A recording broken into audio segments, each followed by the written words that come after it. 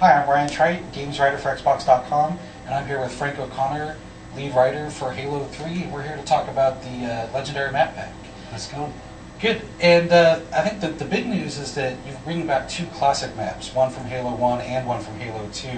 Could you talk a little bit about how you brought those over into Halo 3 and what kind of changes you needed to make in order to make it fit?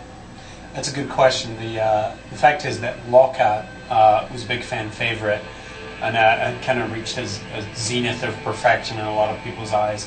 So when we brought that over, we were very, very careful not to change very much at all. It's almost precisely the same size. It is precisely the same layout. There's some very minor differences in a couple of the jumps. Obviously a big graphic overhaul, right. But for Blackout, as it's now called, we had to be very, very careful to change as little as possible. We certainly fixed a few problems with the original map, but other than that, we left it unmolested. Avalanche, on the other hand, is a remake of Sidewinder from the original Halo, and it's a pretty drastic overhaul because, frankly speaking, there were a lot of things wrong with the original Sidewinder. It's definitely a fun map, but it had some pretty significant flaws that we fixed and addressed. You can get across the map a lot quicker on foot now, thanks to various teleporters and man cannons. But it's also still a huge vehicle map, and we made a few tweaks to make it really fun for vehicles, including snow camouflage vehicle variants. Excellent.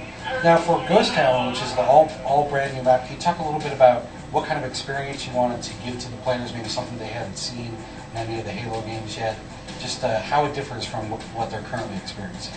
Ghost Town is a really interesting map in that a lot of the attention's been focused on Sidewinder and Lockout remakes.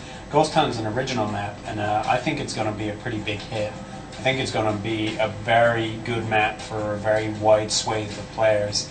It's going to be good for medium-sized Team Slayer games, very, very good for that. It's going to work for objective types pretty well, too. A lot of people took one look at the map and saw that there was a mongoose on it and said, it's too big. That's kind of a misleading object to put on that map. If you get in a mongoose, you're going to get killed pretty quickly because it's kind of a death trap. It's a very narrow, confined map with a lot of fast routes across. And one of the interesting things that we've done is, as we updated the Forge palette to allow players to customize the map, we put in a lot of items that are very specific to that map's look and feel that will let you change the layout and flow of the map very quickly and easily. Excellent. Now, speaking about the Forge, there's a bunch of new items for all the three legendary maps, right? Yes. Could you talk a little bit about what you changed in Forge, new stuff that we've never seen before, that the players can expect? Sure, we did some housekeeping. So we have a bunch of pretty regular crates and walls and objects like that place much better and look more appropriate to the level that they're in. We also added some really big ticket items that will make creating game types easy, such as ready-built bases, for example, on Avalanche. You can just drop them down and you have a flag capture base, that kind of thing. But more interestingly, we put in screen effects. We put in photographic filters, as it were. You just drop them in the map as an object, and it completely changes the look of the graphics on the map.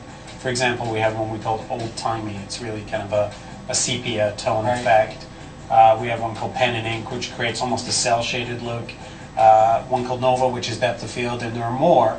And not only can you use those in any Forge variant, you can also combine them to make other sort of multiple of the original effect. That's awesome.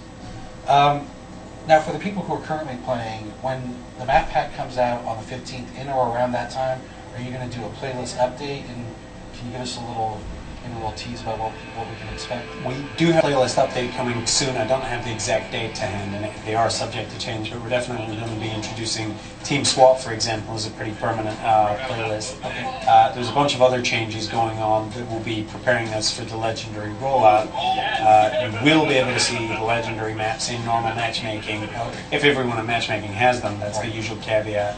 And of course, the Heroic map pack is free to download now. So everyone should stop what they're doing right now, go download it, and that's going to make matchmaking much more varied. The more people have those maps, the more variety there's going to be. The same thing applies to Legendary, of course. Excellent. Well, thanks very much for your time. You're welcome.